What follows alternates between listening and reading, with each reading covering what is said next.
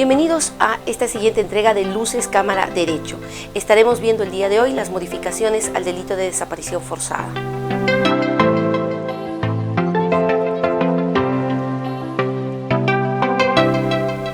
Desde el año 1998 tenemos incorporado en nuestro Código Penal, dentro de los delitos contra la humanidad, el tipo penal referido a la desaparición forzada. Está previsto en el artículo 320 del Código Penal.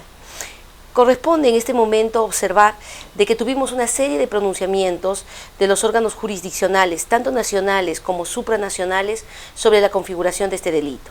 Cabe recordar el habeas corpus instructivo que emitió el Tribunal Constitucional en el caso Villegas Namuche, en donde caracterizó el delito de desaparición forzada, indicando que este era un delito de carácter pluriofensivo, porque afectaba varios bienes jurídicos, de carácter complejo, además permanente, lo que lo hacía singular en torno a la aplicación de la ley penal, tanto que si la acción, en este caso el no informar del destino del desaparecido, perduraba en el tiempo, cabía la posibilidad de que más adelante pudieran aparecer nuevas normas penales, pero se entendía que el delito se seguía cometiendo y entonces aplicábamos la figura o el principio penal del tempus delicti commissi.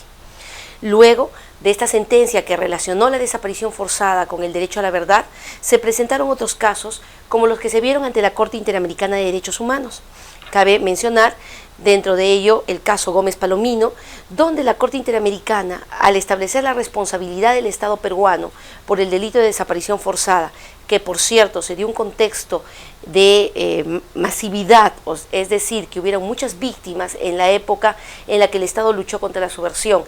y también el carácter sistemático que obedeció una estrategia del Estado, entonces le confirió el carácter de lesa humanidad. Se pudo ver en este caso que hemos mencionado el hecho de que nuestro artículo 320 del Código Penal tenía algunos puntos que necesitaban ser modificados para que el delito de desaparición forzada respondiera a los estándares internacionales, a los compromisos que el Perú había asumido en esta materia y a las sentencias que emitía la Corte Interamericana de Derechos Humanos.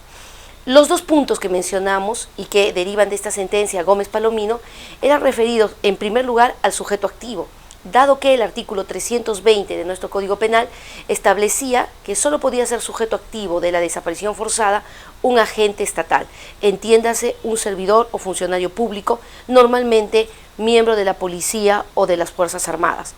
Y el segundo punto es que en la descripción típica del artículo 320 se indicaba que la desaparición tenía que ser debidamente comprobada.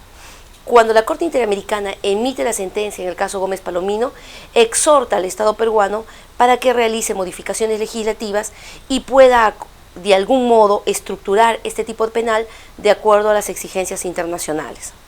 Sin embargo, no se hizo ninguna modificación legislativa hasta que la Corte Suprema emitió el Acuerdo Plenario 9-2009 sobre desaparición forzada, titulándolo como la reinterpretación del artículo 320 del Código Penal. La Corte Suprema nos hizo ver de que, a pesar de que existían tratados internacionales que el Perú había ratificado en esta materia, en materia penal estos tratados no podían aplicarse directamente, no eran autoaplicativos por la garantía del principio de legalidad, pero que sin embargo era necesario establecer una reinterpretación de este artículo, primero para salvar el tema del sujeto activo,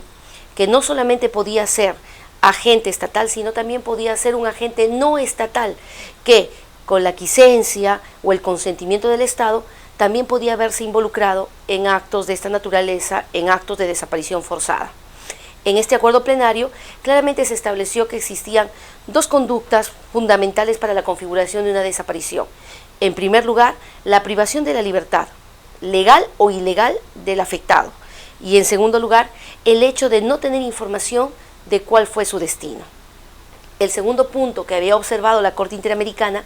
era que debía de dejarse de lado la frase desaparición debidamente comprobada, puesto que esto determinaba que en la práctica tuviéramos que probar que el sujeto realmente había desaparecido, cuando la fórmula, conforme lo establece la Suprema, parte de no tener información de cuál fue el destino del sujeto una vez que fue privado de su libertad. El acuerdo plenario nos indicaba claramente que teníamos que, en esa reinterpretación del artículo 320, incorporar un sujeto que no necesariamente era agente estatal, pero que definitivamente tenía la posición de garante a partir de que la acción empezaba con la privación de la libertad y eso obligaba, ante el riesgo generado al bien jurídico, en asumir una serie de obligaciones respecto al detenido, entre ellas el tener claro cuál había sido su destino. Sin embargo, sobre el segundo punto, que era la frase de desaparición debidamente comprobada, el acuerdo plenario no se pronunció y más bien estableció una serie de criterios esquemáticamente establecidos que permitían ver, de acuerdo al momento de vigencia de este artículo, cuándo podía ser considerado el delito como desaparición forzada y cuándo el delito podía ser considerado como secuestro.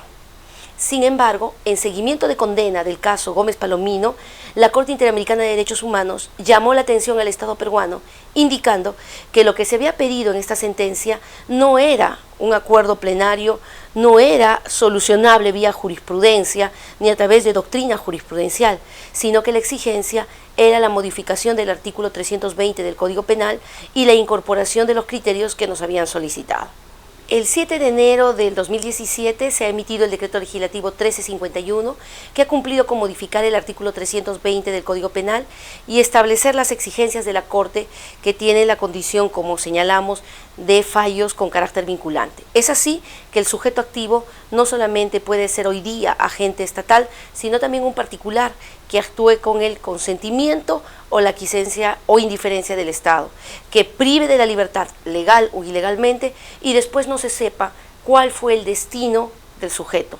Y además se ha cumplido con eliminar la frase que no ayudaba en mucho al tema de la eficacia punitiva de desaparición debidamente comprobada. Lo que tenemos que indicar es que aplaudimos que esta modificación se haya dado, considerando todos los años que transcurrieron desde que la Corte Interamericana requirió al Estado peruano cumplir con los estándares internacionales que había asumido en esta materia y adecuar el delito de desaparición forzada a las exigencias anteriormente mencionadas. Esperemos que a partir de este momento tengamos mayor claridad en la aplicación de este tipo penal. Gracias.